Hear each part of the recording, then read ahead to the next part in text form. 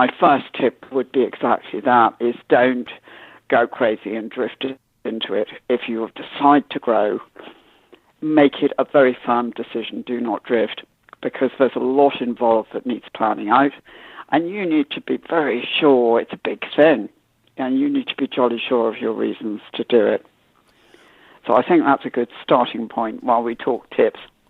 Well, it's interesting that you described it as drifting as opposed to planning.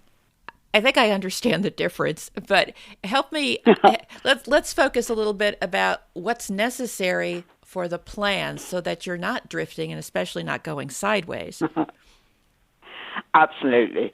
When you scale up from that sort of size, and obviously it depends slightly on sector as to the exact finances we're talking about, but if you're changing a small business, a startup or a family business into something that has got a future in constant growth, which is essentially what we're saying scaling is, then you're talking about creating an entire separate entity that will exist with or without you, and that has all sorts of aspects that ensure it is possible to keep on that growth almost ad infinitum.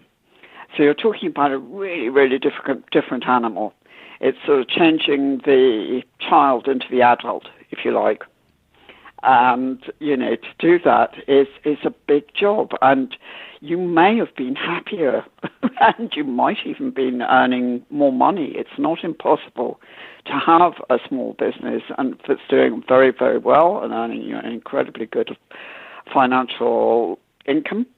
And you make that leap to growth, and all of a sudden, because of the problems involved, you end up with no money and lots of heartache. And that's the last thing anybody should do.